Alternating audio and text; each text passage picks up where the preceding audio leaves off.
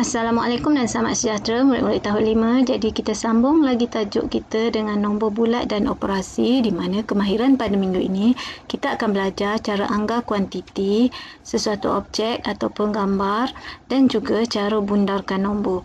Jadi cikgu nak murid-murid rujuk buku teks dari muka surat 14 sehingga 18.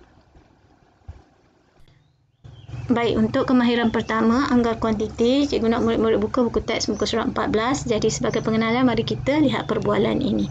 Okey, ada dua tangki A dengan B. Tangki A tu kalau kita tengok skala kasarnya dia penuh. Tangki B tu hampir penuh. Jadi murid bagi tahu apa? Air di dalam tangki ini penuh. Isi padunya 200,000 ml. Okey, tangki A ni isi padu dia 200,000 ml penuh. Dan disambung lagi isi padu air di tangki B ni hampir 3 suku. Apa maksud 3 suku? 3 suku kalau pecahan dulu kita belajar 3/4. Macam mana 3/4? Dia akan pecahkan kepada 4 bahagian. 1, 2, 3, 4. Jadi hampir 3/4 ataupun 3 suku daripada tangki A. Tangki A ni penuh jadinya 4/4 kan. 4/4 sama dengan 1. 1 yang penuh. Jadi soalan dia tanya apa? Berapakah anggaran isi padu air di dalam tangki B? Sebelum tu cikgu nak ingatkan kembali anggaran ni apa? Anggaran ni maksudnya kita agak-agak ataupun teka-teka. Kalau kita tengok gambar, kuantiti ataupun objek, kita teka-teka. Tapi agak-agak dengan teka-teka ni biarlah logik. Bukan agak-agak dan teka-teka yang tidak logik. Jadi murid ni bagi tahu apa tu tadi? Anggaran air isi padu dalam tangki B ni kurang daripada 200,000 ml. Betul kan? Sebab kalau 200,000 ml penuh, dah tentulah tangki B ni kurang daripada 200,000 ml. Jadi bagaimana nak tahu dia punya isi padu dia betul-betul macam mana dia dapat lebih kurang 150,000 ml ni? Kerana dia bahagikan ataupun dipecahkan kepada 4 bahagian. Kalau 200,000 penuh, kalau separuh itu 100,000. Separuh itu di sini. Jadi ada lagi 2 bahagian di atas ini. Jadi satu bahagian tu nilainya 50,000 ml. Jadi 100,000 tambah 50,000 ml, dia jadi 150,000 ml. Okey, ni tadi tangki A penuh 200,000 ml. Baik, mari kita lihat contoh lain di buku teks buku surat 15. Jisim separuh bata di atas pelet A ini hampir 370 kg. Ni pelet A ni hampir 370 kg. Ditanya berapa jisim untuk pelet B. Kalau kita tengok sekali secara kasar ya, pelet B ni sekali ganda. Sekali ganda ni maksudnya lebih kurang 2 kali lah banyaknya daripada pelet A ni. Itu maksud sekali ganda. Jadi kalau tengok sini, jisim pelet A hampir 370 kg. Pelet B ni sekali ganda tu maksudnya di sini. Bata di atas pelet B lebih kurang 2 kali banyaknya berbanding dengan pelet A. Maksudnya kalau kita anggar, macam mana kita nak anggar dengan betul? Maksudnya dia 2 darab 370 kg. Kalau kita buat bentuk lazim dia, nanti kita dapat jawapan anggaran jisim bata di atas pelet B ini lebih kurang 740 kg.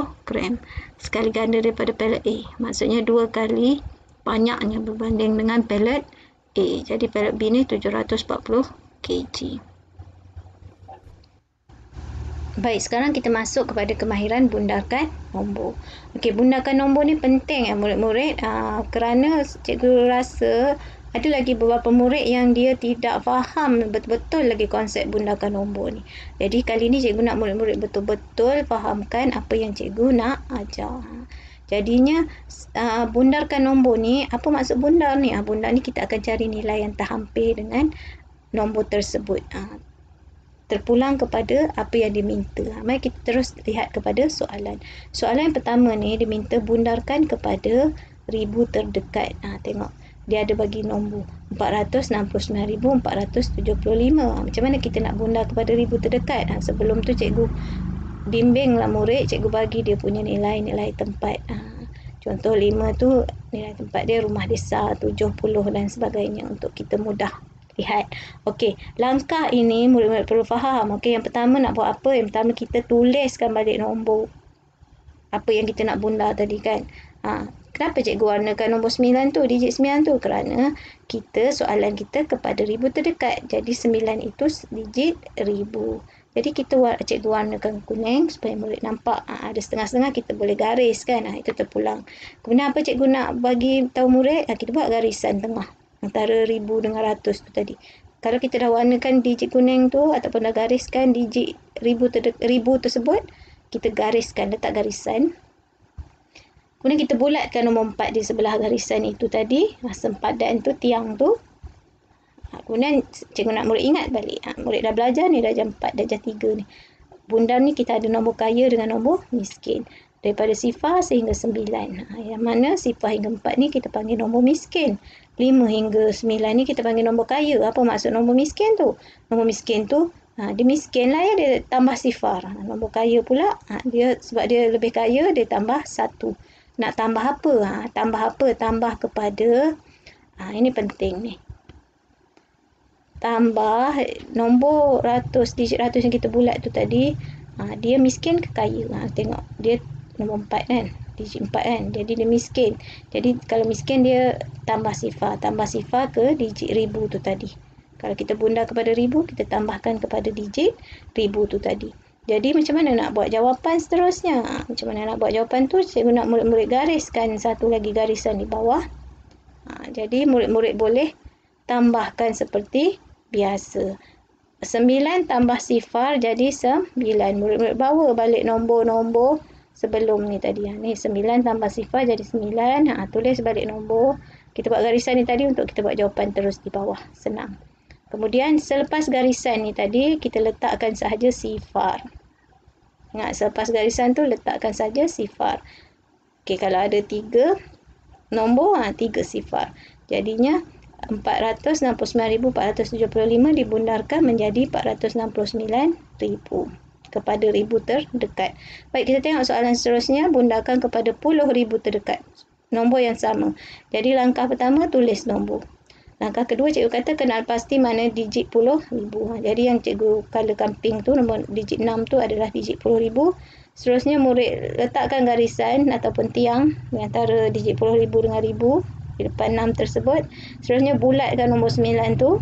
Kemudian murid-murid tengok nombor 9 tu kaya ke miskin.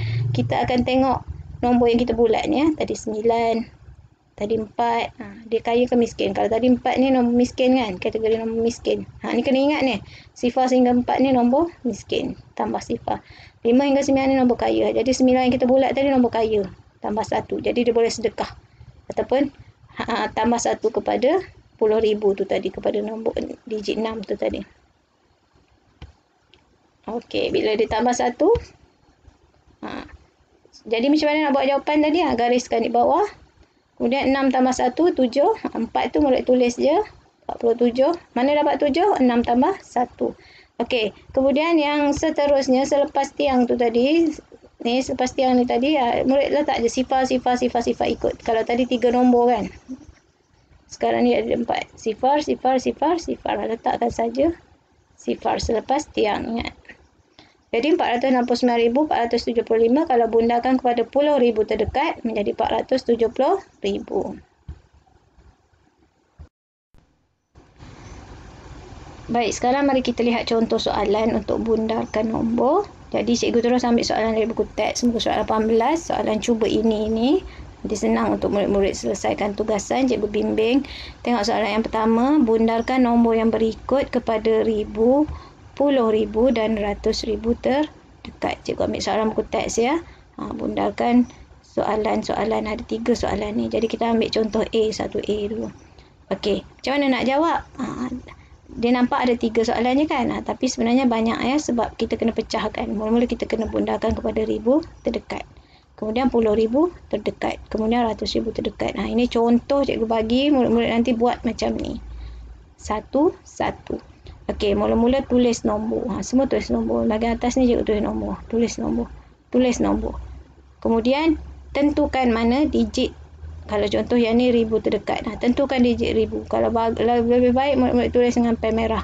Contoh 9 digit 1000 kan. Tulis guna pen merah. 10,000. Mana digit 10,000? 2. Tentukan dengan pen merah ataupun tulis dengan pen merah. 100,000. Okey, digit 1, 100,000. Kalau murid-murid belum mahir tentang digit nilai tempat ni, murid tulis macam ni. Cikgu tulis di tepi. Okey, seterusnya dah tentukan apa yang murid perlu buat. Garis. Yang murid-murid dah tulis guna pen merah tadi ataupun warna tadi, gariskan di hadapan dia. Garis.